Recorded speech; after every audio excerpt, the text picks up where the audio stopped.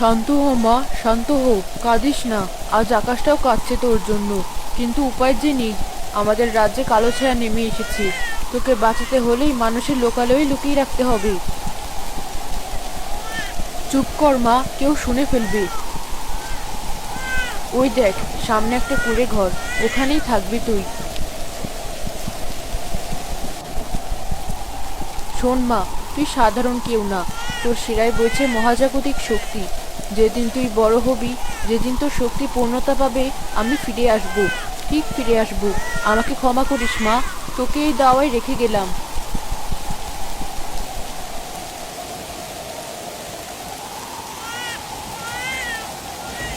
শিউলি, ও শিউলি, তুমি কি বাতাসের শব্দের মধ্যে অন্য কিছু শুনতে পাচ্ছ?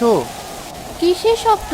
বাইরে যা তুফান হচ্ছে, মনে হচ্ছে আজ ঘরদোর সব উড়িয়ে নিয়ে যাবে। ভয়ে আমার হাত পা ঠান্ডা হয়ে আসছে। আরে না, ঝড়ের শব্দ নয়। মনে হলো কোনো শিশুর কান্নার আওয়াজ ভেসে এলো, খুব কাছে কোথাও। তুমিও না, এই প্রলয়ের রাতে শিশুর কান্না আসলে কোত্থেকে? আমাদের তো কোনো সন্তান নেই, তাই হয়তো মনের ভুলে এসব শুনছো। ঘুমাও তো, সকাল হলে দেখা যাবে। না, আমার মন মানছে না। আওয়াজটা দেওয়ার দিক থেকে এলো মনে হলো। তুমি হারিকেনটা একটু বাড়াও তো, আমি দরজাটা খুলে দেখি। পাগল হলে নাকি?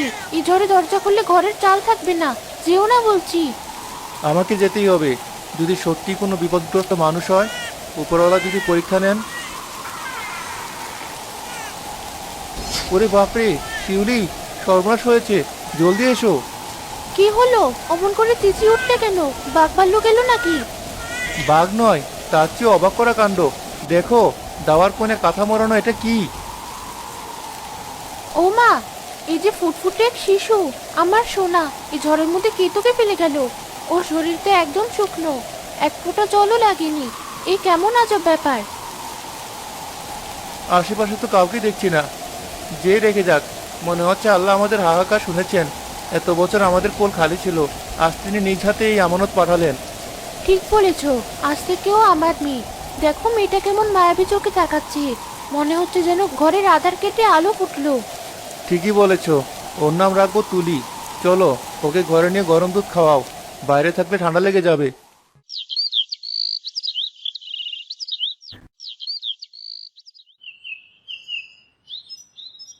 শালিক ভাই, তোরা আজ তো দেরি করলি কেন? আমি কখন থেকে তোদের জন্য খুদ নিয়ে বসে আছি। আর কাঠবিড়ালি, তুই আবার রাগ করলি কেন? নে, এই পেয়ারাটা নে। শিউলি, দেখেছো কাণ্ড? মেয়েটা আবার একা একা কথা বলছে, জঙ্গলের দিকে তাকিয়ে বিড়বিড় করছে। ছোটবেলা থেকেই তো দেখছি মেয়েটা কেমন যেন আলাদা। মানুষের সাথে মেশে কম, আর বনের পশু পাখির সাথে ভাব বেশি। সেদিন দেখলাম একটা গোখরো সাপ ওর পায়ের কাছে কুণ্ডলি পাখি শুয়ে আছে, আর ও সাপটাকে ভয় না পেয়ে আদর করছে। আমার কিন্তু বড্ড ভয় করে। ভয় পেও না, ও প্রকৃতির সন্তান। হয়তো ওর মনটা খুব সরল বলেই পশু পাখিরা ওকে ভালোবাসে। বাবা, শোনো। কি হয়েছে মা, এত হাঁপাচ্ছিস কেন? বাবা, আমার মাটিতে বসে খেলতে ভালো লাগে না।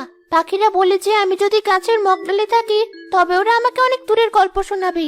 তুমি আমাকে ওই বড় বটগাছটা একটা ঘর বানিয়ে দিবে? বললেই হলো। গাছে কি ঘর বানানো যায়? পড়ে গিয়ে হাত পা ভাঙবি নাকি? আহা, তুমি থামো তো। মেয়ে যখন শখ করেছে, আমি বানিয়ে দেব। বাঁশ আর কাঠ দিয়ে এমন সুন্দর মাচাং ঘর বানিয়ে দেব যে সবাই হাঁ করে তাকিয়ে থাকবে। ওটার নাম হবে গাছঘর। সত্যি বাবা, আমি ওই গাছ করে বসে আমার বন্ধুদের সাথে খেলবো। ঠিক আছে মা, কাল থেকেই কাজ শুরু করব। কিন্তু শর্ত একটাই, সন্ধ্যার আগেই নিচে নেমে আসতে হবে। জঙ্গলে তো জন্তু জানোয়ারের ভয় আছে। কোনো জন্তু জানোয়ার আমাকে ভয় দেখাবে না বাবা, তুমি দেখো।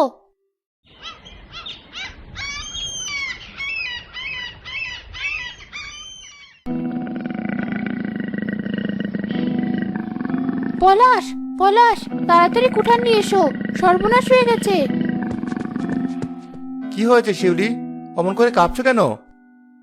যে দেখো, তুলির গাছ ঘরের নিচে ওটা কি? কত বড় দোরাকাটা বাঘ! আমাদের মেয়েটা এখন নামবে কি করে? বাঘটা তো ওত পেতে বসে আছে। হায় হায়, এই যে সাক্ষাৎ মৃত্যু। তুমি শব্দ করো না, আমি পিছন দিক থেকে গিয়ে বাঘটার মাথায় কোপ বসাবো। আজ হয় বাঘ মরবে, না হয় আমি। সাবধানে, মেয়েটার জন্য কোনো ক্ষতি না হয়। কি রে বাঘা, তুই আজ আবার এসেছিস কেন? তোকে না বললাম দুপুরে আসবি না? আমি ঘুমাচ্ছিলাম। শিউলি, দেখেছো? তুলি বাঘটার সামনে গিয়ে দাঁড়ালো। ওকে ডাক দাও, বাঘটা এখনই হালুম করে উঠবে। অমন করছিস কেন? খিদে পেয়েছে? দাঁড়া, মা ঘরে পিঠা বানিয়েছি, তোকে এনে দিচ্ছি। কিন্তু খবরদার, বাবাকে ভয় দেখাবি না, বাবা খুব ভয় পায়। এ আমি কি দেখছি? বনের বাঘ আমার মেয়ের কথা শুনছে। পলাশ, আমি তো আগে বলেছিলাম তুলি সাধারণ কোনো মানুষ নয়, ওর মধ্যে নিশ্চয় কোনো দৈব শক্তি আছে।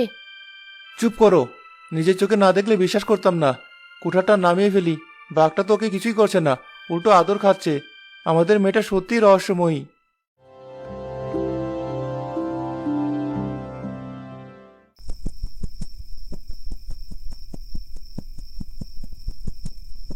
আজকে চাঁদটা কত বড়! ওরে জোনাকিরা, তোরা আমার ঘরে আয় না।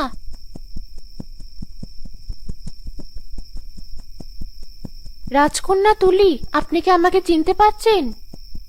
কে? কে তুমি? তোমার পিঠে ওগুলো কি? ডানা? তুমি কি পাখি?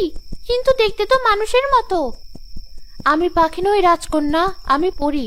আর আপনিও আমাদেরই একজন। আপনার জন্ম মানুষের ঘরে নয়, পরী রাজ্যে।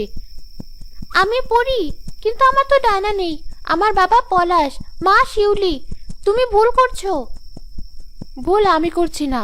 আপনার মা আমাদের রানী আপনাকে এখানে রেখে গিয়েছিলেন বিপদের হাত থেকে বাঁচাতে। আজ আপনার শক্তি জাগছে, তাই আমি এসেছি আপনাকে পাহারা দিতে। শিউলি, উপরের দিকে তাকাও। তুলি ঘরে কারা কথা বলছে? ঘর থেকে কেমন অদ্ভুত আলো বেরোচ্ছে। ও মানুষ নয়, ও পরী। ওর পিঠে ডানা আছে। আমার বুকটা কেমন কেঁপে উঠছে। ওকে আমার মেয়েকে কেড়ে নিতে এসেছে। চুপ করে শোনো ওরা কি বলে। তুমি চলে যাও, আমার বাবা মা দেখলে ভয় পাবে। আমি পড়ে হতে চাই না, আমি তুলে হয়ে থাকতে চাই। আমি চলে যাচ্ছি রাজকন্যা, কিন্তু মনে রাখবেন আপনার আসল বাড়ি আকাশ ছোঁয়া মেঘের দেশে। সময় হলে আপনাকে ডাক দেওয়া হবে। শুনলে, ও তুলিকে নিতে আসবে। আমি আমার মেয়েকে দেব না, কিছুতেই দেব না। শান্ত হও। কপালের লিখন কেউ খণ্ডাতে পারে না।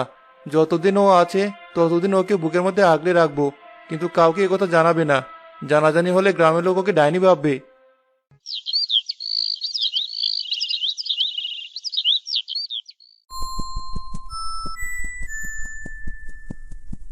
বাহ, মানুষের পৃথিবীটা এত সুন্দর।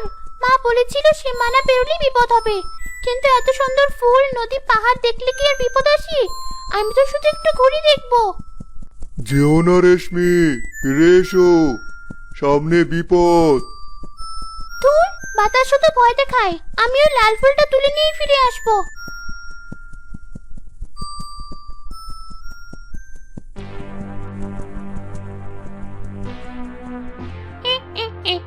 কতদিন পর কচি মাংসের গন্ধ পাচ্ছি। একটা বোকা পরি পথ ভুল করে আমার ফাঁদে পা দিয়েছে। আজ আমার ভাগ্য খুলে গেল।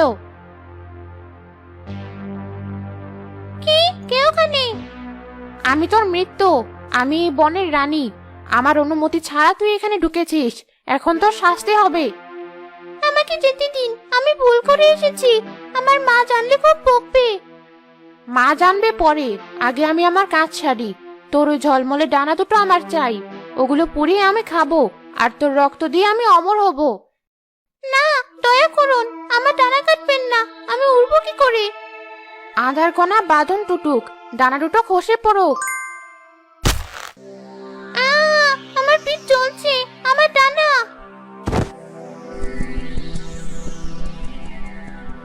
থাম পিশাচিনি, তোর এত বড় স্পর্ধা। পার্ট 2 দেখার জন্য চ্যানেলটিকে দয়া করে সাবস্ক্রাইব করবেন।